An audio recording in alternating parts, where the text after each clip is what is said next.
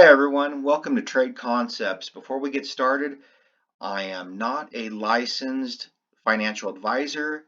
Anything I say here is suggestive and for entertainment purposes only. Trade at your own risk. So, with that being said, let's get into this. So, I made a video on Renko Simplified. And what this video is about is to kind of catch up on some things I might have missed in that first video. So I wasn't for sure whether the strategy that I had on Renko Simplified was going to work with any currency pair. And the answer to that is yes, it does work on any currency pair.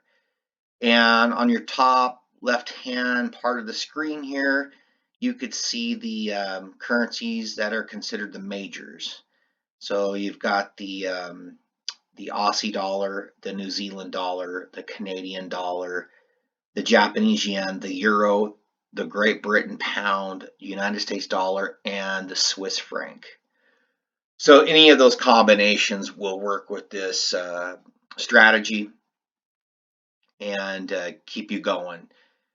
And also another thing that I wasn't for sure is of the box size.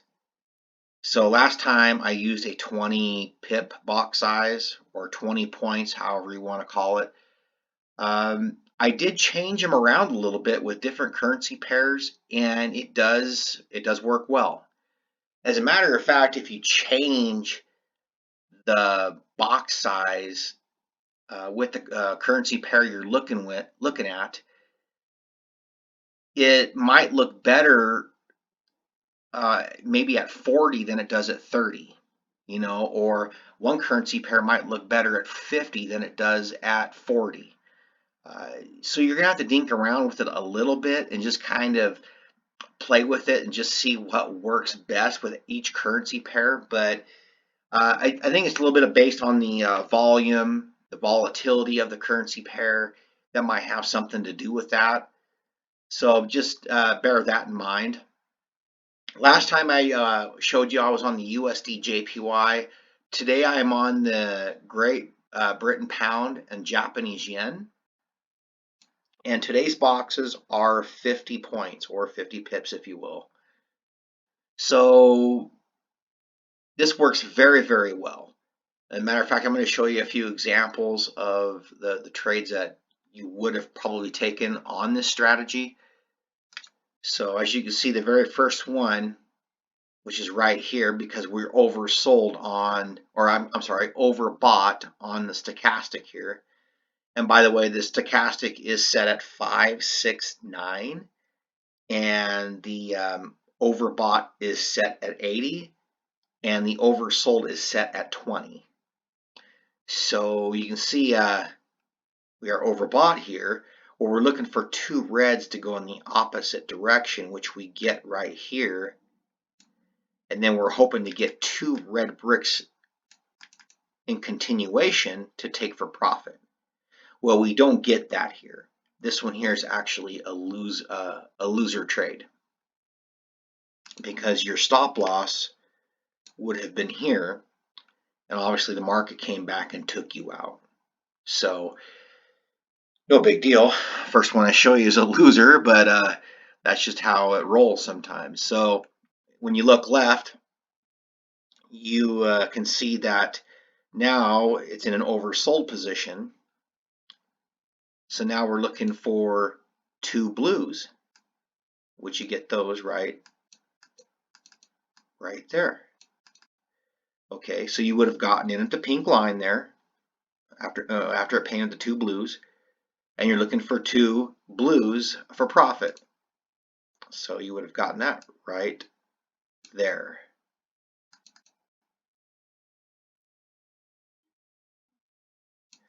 Right there. So you can see that would have been a profitable trade. Again, over here, we have one.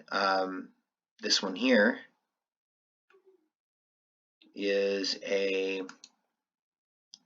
it's a loser trade. because it just immediately goes right back up and takes you out of your trade. But it does give you a second opportunity to get in, because see how we're still overbought? Okay, now we're still looking for two reds to get in. Well, you get the two reds right here, and sure enough, you get the two reds to eventually go down. Doesn't come nowhere near your stop loss, because your stop loss would have been up here. So basically, you're 2 and 2 at this point. But here's and usually you get a lot more winners than you will losers on this strategy by a long shot. But here's where the whole strategy can really take shape. So let's look at this example here. We're oversold here.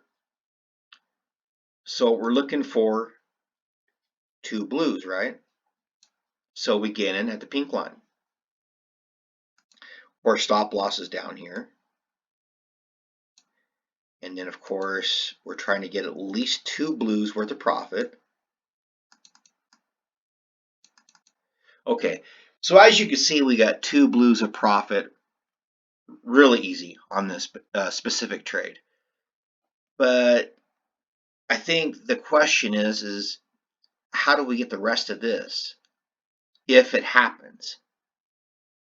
So my answer to this is, okay, so let's say if you get to that 2 brick profit, instead of just closing out your whole position and just taking your money and going, another idea would be maybe to take, 30, 40, or 50% of your position out and then ride the rest for however much you can get out of it. That's another way of approaching this, so that way you can capture more pips and put a little bit more profit on your bottom line. I think a good way to get out of a trade too is maybe seeing two reds in a row. If you see two reds in a row, that could be bias for the market to want to come the other way, and you might want to get out and just take what you can get at that point. Let's say in this instance you did get out here at this point where this where the red showed up. So you would have gotten another, these are 50 pip boxes, so that's 100, 200, 300. That's another 350 pips of profit you would have gained. So that would have been an absolutely phenomenal trade. Phenomenal trade. And then we got one right next door that does the same thing. See, look how it just goes over. Okay, we're overbought. We're looking for two reds. You get two reds. You're looking for two reds of profit. Okay, now you're thinking, okay, well, I want to capture more pips. Okay, again, take 30, 40, 50% of your position out, whatever your risk management is or what you're thinking that you might want to do, and then ride the rest out. And then once you get two blues, which happened right here, okay, you would have captured an extra 50, 150 more pips on that trade. So yeah, you would have done very, very well in that trade. And here's another one right here. You can take this situation. You get in here. Okay, you get 2 pips worth. And let's say you decide, well, I'm going to take, 50% of my position out. Okay, whatever you want to do at that point. So the market starts to come back on you. And you're thinking, okay, now what do I do? Well, your stop loss is clear down here. This is when you have to, have an idea of how much risk you're willing to take.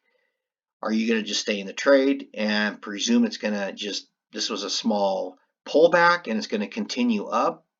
That's what you got to decide for yourself as a trader, and the type of risk that you're going to take. So in this case, if you did decide to stay in it, obviously it went higher and up it went. and you would have made a lot more money or a lot more pips in that regard. And here's another one here. This one here barely pops above the 80 by just the smallest of margins. And you can see, get in here, you take 2 bricks of profit here, and then you say, okay, well, I'm only going to take 30% of my position out. I'll ride 70% the rest of the way through. So look at this monster trade here. This was huge. Because your 2 blue showed up right here. You now would add an extra, that's 50, 100, 50, 200, 50, 300, 50, 400, 50, 500, an extra 550 pips in profit. That's unbelievable. And these big runs like this help cover up some of the losses you might have taken in your other trades. It would have, your losses should be in comparison really small to your profits overall. So hopefully this helps you out and maybe gives you maybe a better understanding of the strategy. Renko Simplified is was very basic when I made the video. I just wanted to make another follow-up video to let you know that uh, brick sizes, different size bricks can be used, or different value bricks, let's put it that way. And obviously, other currency pairs work too. So um, anyway, hopefully you found this information valuable. Good luck to your trading, and thanks for watching.